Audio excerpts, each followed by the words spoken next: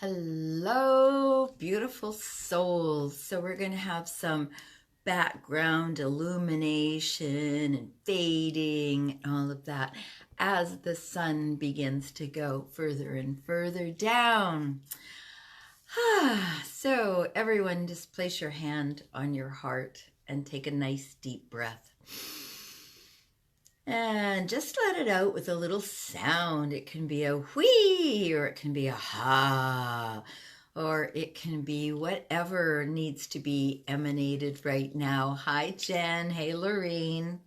So we're going to talk about boundaries tonight because so few people have them and so many people need them.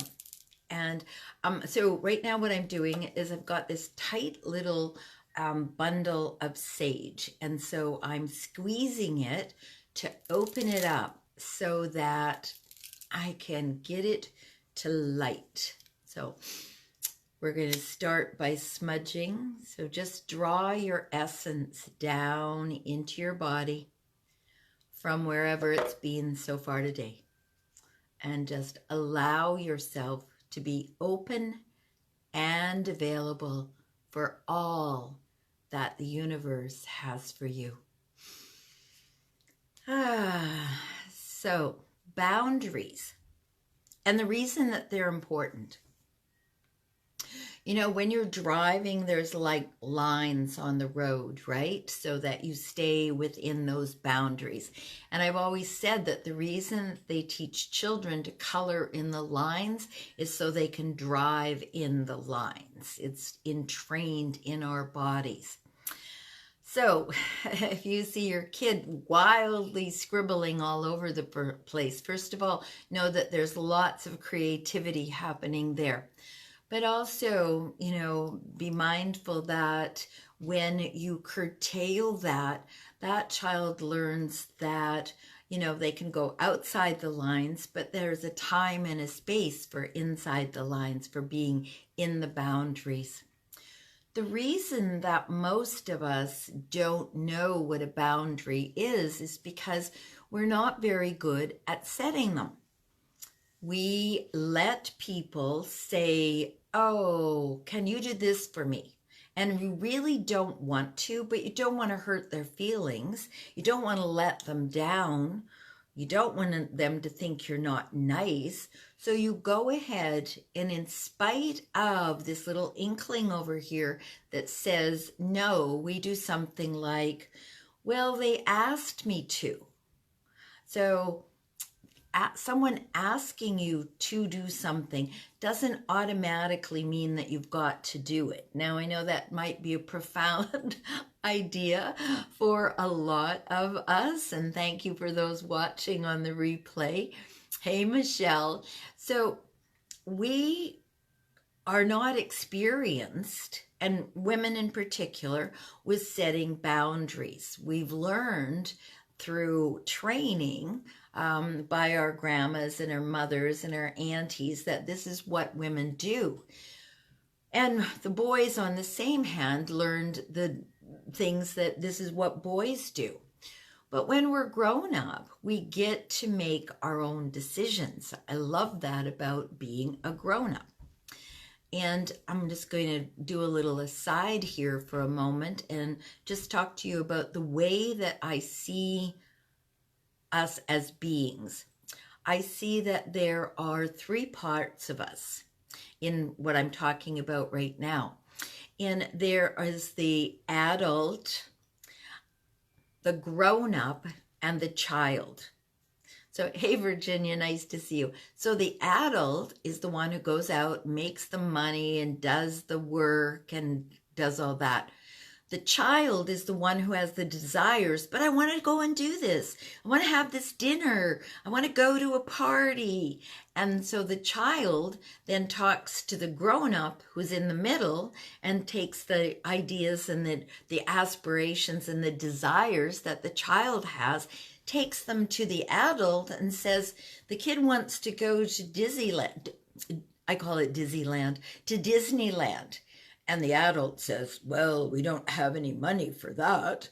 So the grown-up goes back to the kid and says, we can't. And the kid is like, but I really want to.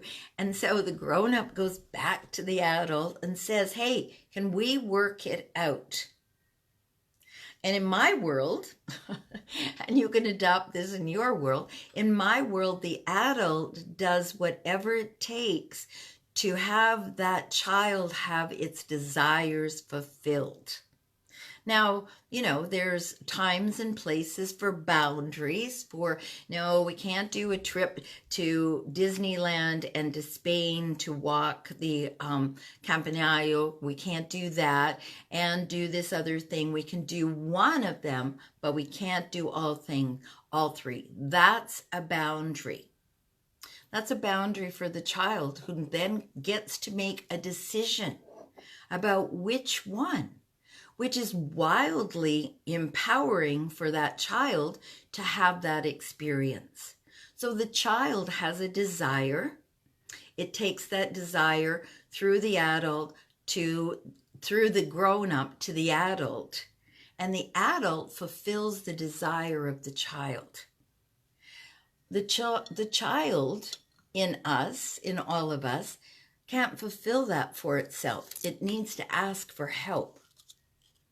And then the grown-up gets to have the boundaries, figure out what the boundaries are. Like I just said, no, we can't do all 3 trips, but we can do one. Let's decide. And that boundary, the thing that what I learned being a children and family therapist was that children like to know the boundaries. They like to know that bedtime is 8:30. Now, the parent might not want to put up with all of the, what am I going to call it? With all of the objections of the child about going to bed at 8:30. But that child, when it knows this is what happens, I brush my teeth, I go to the bathroom, I put on my jammies, I do whatever, and I get into bed, it makes them feel secure. This is the thing about boundaries. They make us feel secure. So we set a boundary. We set boundaries for ourselves. I'm not going to eat after 10 o'clock at night, or I'm going to limit myself to 2 drinks, or whatever I'm only going to eat pizza once a week. Whatever your boundaries are, whatever your limits are on your behavior is a boundary.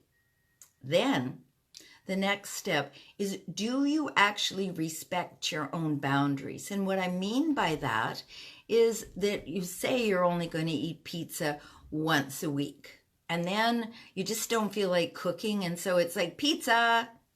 So can you hold your own boundaries with yourself? Can you tell yourself, I'm not going to drink coffee, or I'm only going to drink 2 cups, or whatever? Can you hold those for yourself? When you can hold your own boundaries, this is the beautiful part, is that you start to feel secure, stable, at home, and at peace. When you don't know what your boundaries are, when you haven't figured out, how do I want to be in the world? What do I want to surround myself with? I call these your non-negotiables. When you don't know that, then you'll sometimes just put up with anything. So knowing your own boundaries, what's your comfort zone? You can have a comfort zone. You can have boundaries about food. You can have boundaries that are about the amount of money that you spend for things. That they call that a budget. That's a financial boundary. You can have boundaries around everything. You can have boundaries around your car. Are you someone who lends out your car? That's a boundary. Are you someone who gives to charity? That's a boundary. These things actually create our lives. Knowing your boundaries is a wonderful way for you to craft your lifestyle from that place. So we have boundaries. The boundaries are the usual 9 to 5, which I think is morphed into 8 to 5 or 5:30. That's a boundary. They want you to be there at a certain time and leave at a certain time. Those are the boundaries. Inside of those boundaries, then you have other boundaries, like what time is lunch and what are you supposed to accomplish, and what are the rewards for accomplishing these. The reason that boundaries are important is that, well, like I said, it gives us stability. And you might have noticed over the last couple of years that what we haven't had is stability. And so setting boundaries for yourself around your food, around the number of times that you go out in a week, all of these things, there isn't really anything that you cannot set a boundary around. Hi, Meg, good to see you. So this idea of having boundaries makes you feel solid. It lets you know yourself. When you don't know yourself, when you don't know your boundaries, then chances are you're going to allow someone else to overstep them. And then you'll be upset, but you figured out a boundary, and then you found out that you're upset when someone steps over it, but maybe that someone that's stepping over it doesn't even know. Maybe you haven't said that's not okay. So when you find it in yourself, then it's a good idea to let the people around you also know. Oh, I was putting up with that, but I'm not putting up with it anymore. Or whatever your languaging is. No, that used to be okay, but it's not okay anymore. When you come to truly know yourself, then you don't get knocked around by much of anything, because you know how you're going to respond. You know that you have a boundary about something, and you're perfectly capable about saying, no, that's not okay with me. This is going to be good. You're going to like this. You are not responsible for someone else's reaction to your boundary. When you've sat down, when you've figured it out for yourself, when you've written it out, I think writing it out is always a great idea. It concretizes it in your body. So when you've figured it out, written it out, spoken it out, then other people can respect your boundary. But until I know that it's not okay to call you at 2 a.m, I might call you at 2 a.m. Now, I might have a big need that couldn't wait until the next morning, but if I know that you are absolutely not going to be happy with me calling you at 2 o'clock in the morning, I probably won't do that. But if I don't know, then I'm probably going to do that. So the way that makes life a whole lot more smooth is to let people know what your boundaries are. I used to, it's not now happening, but I used to, when I lived in the city, at 8 o'clock, people knew not to call me at 8 o'clock because 8 o'clock was I'm watching movies. And so I let people know, if they happened to call and I picked up, I would say, I'm watching a movie, I'll call you later. But it became known in my community that you don't call me after 8 o'clock at night back then. But until I told people, they overstepped that, but they didn't know any better because I hadn't made it clear. So boundaries allow you to be safe and secure and feel stable. The thing that they do for other people is allows them to be respectful of you, because you've said this is unacceptable. And they then know that. And, there's that 3-strike rule, right? So you give people the benefit of the doubt if they do it once. And then you remind them, oh, that isn't okay with me. And you don't need to be mean about it. It can be really neutral. That's not okay with me. It's not like you. And so you get to also practice your own boundaries with yourself. How do you want to come across in the world? Do you want to come across as someone who reacts rather than responding? Are you able to let people know what you do and don't like without being angry about it? It's always, here's a great tip. It's always better to let people know ahead of time as opposed to afterwards when they've overstepped and then you're feeling a little agitated about that. So I used to go to a lot of ceremonies in people's residences, and they would have their cupboards marked. It would say cups, it would say glasses, it would say plates. So in the wash up afterwards, everyone knew exactly where to put things. So in your own life, can you do something like that that lets other people know what it is that's acceptable and what it is that you're loving and what it is that is unacceptable and what it is that you're not loving? And can you do it in a way that allows you to express yourself fully without any finger waggling? So one of the things that I say frequently is don't should on yourself, but also don't should on anyone else either. If you start to find yourself that you want to correct someone and tell them that they should do this, a much more lovely way to do it is say, I appreciate it when it's like this.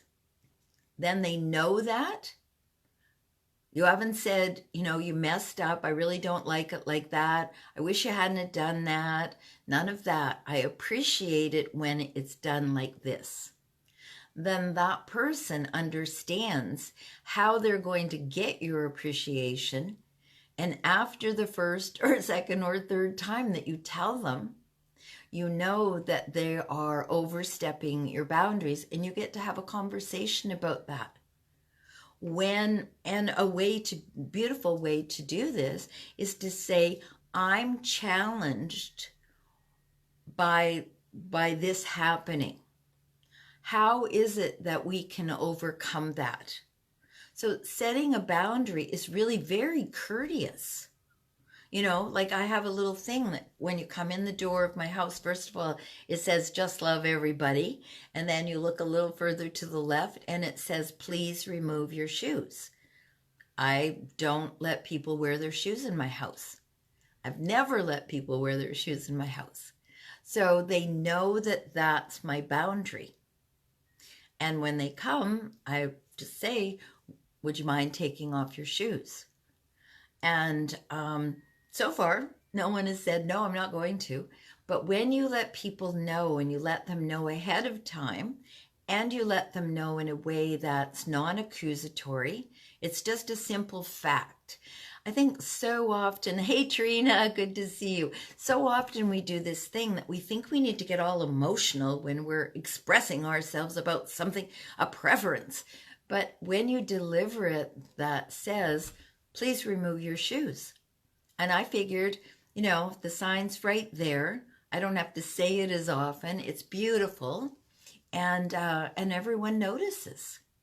So when you make it clear and you do it in beauty and you let people know that, that isn't okay, then they have an opportunity to honor you, to respect you, which in my world is loving me. When I'm respected and I'm honored, I feel the love. So if I don't get clear and let you know what is good, what works best for me, then it's not your responsibility when you've overstepped what I want. It's my responsibility to give you some care and let you know that that doesn't work around here. And you might notice that every house has different rules, right? Some houses you come in the back door only. Well, how do you know that? Because someone said, go to the back door. Or there's a sign that says, go to the back door. It says main entrance, that direction. You know which way to go. It's very clear. There's no, when if you happen to like space out and not see it and knock on the door, they're probably not going to punch you out. They're probably just going to go to the back door. When we're clear about our boundaries, when we're clear about our limitations, when we're clear about what our non-negotiables are, then we actually get to live much more free because we're not worrying that we're going to offend somebody. We know that this is what is really important to me. That's what a boundary is. This is what's really important to me. Don't overstep this boundary. I don't like people just coming up to me and hugging me. Well, that's not me, but that might be you. So, you get to have your boundaries because they're yours. They're personal. And when you know them, when you own them, when you claim them as yours, then there is no discrepancy in whether they're okay or not, because they're yours. So as you get more clear about your boundaries, and as you learn to use this little word, it's got 2 letters. It's pronounced no. So just say that, no. Okay, and do it one more time, no. So I'm going to give you a little tip. If you say no, and then you do it anyway, then you're not trustworthy any longer. You may have given in, but I can't trust you because you said no, and then you gave in. So oftentimes we don't want to hurt people, but we say no, and there's a thing in us that calls us to no. It's not just like no for no good reason. It's a calling us to no. But if your no has no meaning, if you don't stand by your no, if somebody comes and they're up against your no and they're like, but I really want to, and you go, okay, then your no has no meaning. So when you say no, own it, claim, no, that's not okay. When you do that, when your no has no meaning, your yes has no power. Because you've just given it over. You've just said, oh, if you whine a little bit, I want ice cream. No, it's time for bed. I want ice cream. No, it's time for bed. I want ice cream. And you give in, guess what? You just lost your power. You just lost your yes. Because now you can be mutable, you can move around like this, you can be knocked off your center, somebody can whine bigger than you can hold, and you give up. So this is why boundaries, even teeny weeny little ones, like, no, I'm not eating sugar on Friday. And then something yummy comes past your face that's loaded with sugar, and you just go for it. Then the people around you can't trust you any longer because you don't hold your word. You don't walk your talk. And right now is a really powerful time right now there's only women on here as far as I see, but it's a powerful time for us to walk our talk. For if we want things to be different, to not just acquiesce out of convenience or lack of willingness to be uncomfortable. It's uncomfortable to have a boundary when somebody has like pushed it already, and maybe you've said, maybe you've given in, but you have this boundary that you want to hold, and so you've got to go back to that. That's not pleasant. It's much easier if you just get the boundary first and hold it. But if you've had this in your life experience, and we all have, we've all done this, we've said no, and then somebody will say, well, you know, blah, blah, blah, and we're like, no, and then blah, blah, blah, and we're like, okay. And then you go and do it, you've let yourself down. You've let you down, which is way more important than letting someone else down. You're not responsible for not letting them down.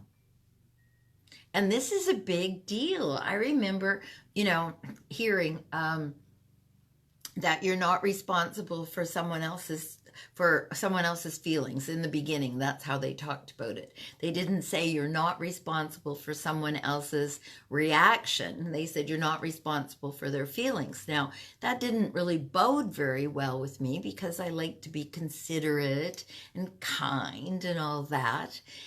But when I heard I'm not responsible for your reaction, I could live with that. I can live with that. And not only that, there's an amazing amount of freedom. I get to actually say what I mean because I'm not trying to second guess you as to how you're going to react. So I get to be fully in myself, in my essence, in my power, saying what I have to say. And I don't need to run over on the other side and hold your hand so you can hear what I have to say. And when you start to really embrace that, the way that you talk to people is so much more kind, so much more considerate, so much more caring than if you think that you've got to take care of them in how they're going to react and what they're going to do in response. How many times, so go ahead and everyone put up their hand, how many times have you not done something because you thought that someone else would be upset by it, and then later you checked it out and they wouldn't have been upset at all? We miss so many opportunities because we're busy projecting onto someone else. And we project our fears onto them. Oh, they're going to be upset if I say this. Well, you know what? They might be really relieved that you finally said it, that it's out in the open, that now they can talk about it. So give yourself the gift and do it straight away. Give yourself the gift at looking at your boundaries. What are your boundaries? You know, start with the physical. For most of us in North America, our physical boundary with somebody is as far out as our arm can reach. That's our comfort zone. And we don't generally like people too much inside of that unless we're friends, unless we've connected a few times. But what's true for you? Now, that's a very physical boundary. But what about your emotional boundaries? You know, do you let people intrude on your emotional boundaries? You know, if somebody wants to talk about something and it really isn't the right time for you, can you say, it's not really a good time for me? Or do you put them first and say, oh, they really need this, so I will give up what I was going to do here? And once again, I have to tell you, we have been trained to do this. But what if you started when somebody says, can I talk to you about something? What if you started by saying, I would love to talk to you about that. I have time at, and you tell them when you have time. Rather than you scurrying around and rearranging things, you might just find that that's perfect timing for them too. So we've been trained to be people pleasers. We've been trained to be overgivers. So when you know your boundaries, nobody else can tell you. I mean, they can. Well, you know, your boundary is right there. but that's an outsider observing your boundaries. But what truly are your boundaries? So take the next few minutes before sunset and just go ahead and write down your boundaries for yourself. You can start on a page and you can leave it and go back and add more as you start to explore this area of your life that hardly anyone talks about. They'll say, oh, so and so has no boundaries, but they don't say what the heck a boundary is. A boundary is a limit. A boundary is a non-negotiable. It's like, no, that's not working for me. That's a boundary. You know, your boundary might be that you don't sit down with a tub of ice cream and eat it all. That's a boundary. It doesn't have to be something super complicated or any of that, but start to really explore for yourself your own boundaries.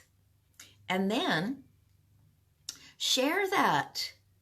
Share not just your boundaries, but share with other people about the ability that they have to have boundaries and how you started to look at yours and how it was helpful for you. And so what I'd love to know is I'm going to get back on here on Thursday at 5 because I have a meetup. Oh, yeah. So let me tell you about the meetup, because I have a meetup at 7 on Thursday evening for unstoppable spiritual women entrepreneurs. And so far, everybody who's popped on here is a candidate for coming and joining us, because what we do is we do a mastermind and we all speak what it is that we desire. And the boundary is for this is that the rest of us merely say, I see you and the mastermind sees you. I hear you and the mastermind hears you. That's the boundary. We don't comment on it. We don't pick it apart, what somebody wants. We don't judge it. It's a beautiful space where the boundaries are that you just show up, you share what it is that you're crafting. You could be working on, making more crafts. You could be working on a program that you're going to take out into the world. You could be wanting to generate 20K a month. No one is going to judge you for your desires. So we come together, unstoppable, spiritual women entrepreneurs, and we just love on one another and support one another for where it is that we want to go. So the boundaries there are very clear. I laid them out really well. This is how we do this, and it works beautifully. So my invitation is that you join me on Thursday at 7. It's a meetup. I think there's a link in here with an event, and if not, Lorraine, will you pop that in there for me? Isn't she wonderful, you guys? I'm so blessed. It's so lovely. And so use your boundaries. Start to explore what they are. What does it feel like to have a boundary about something? You maybe have never done that. You've maybe never said, that's enough. And so so own your boundaries. Own your what works for you and what doesn't work for you on account of this is how you walk in security, stability, and serenity, because you've set your own boundaries. So thanks everyone for being here. I appreciate it. And I will see you at 5 o'clock on Enlightened Spiritual Warriors on Thursday, and then at 7 o'clock at the meetup. So join me for both of those, and I will see you soon. Thank you, Lorene. So blessings, everyone. Let's shake it up, and then let's give away some, oh, look at that. Let's give away some love so we can get some love. All right, energize your hands.